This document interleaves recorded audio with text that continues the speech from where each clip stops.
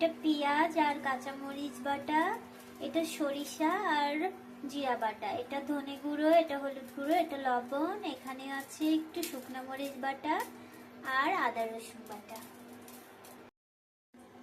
কড়াইয়ে আমি তেল দিব।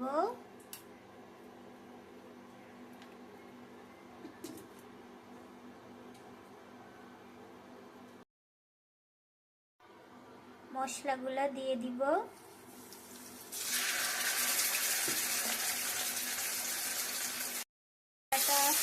মশলাটা ভালো করে কষে নিব।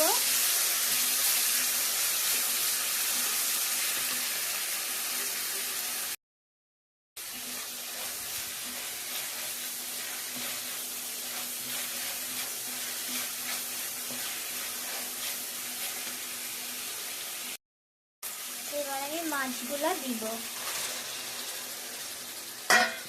মাছগুলা দিয়ে একটু নাড়তে থাকবো।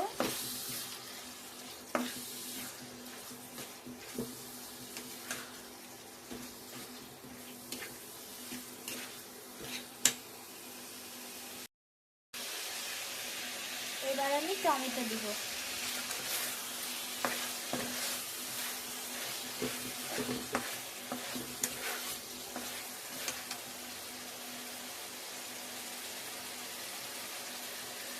পানিটা দিব।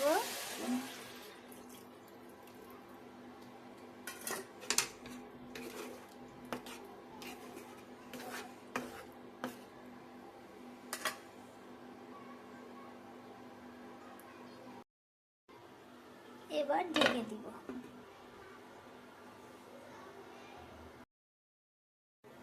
ঢাকাটা উঠাই।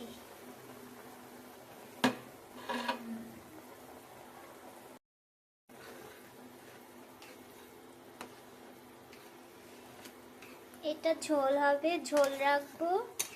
ছোট ছোট মাছের ঝোল খেতে অনেক টেস্টি লাগে, এটা অনেক মজা হয়।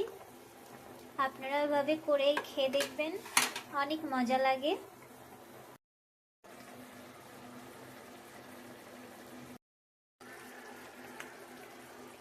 এই যে দেখেন আমার মাছের ঝোলটা কত সুন্দর গাঢ় হয়েছে, অনেক মজা হবে।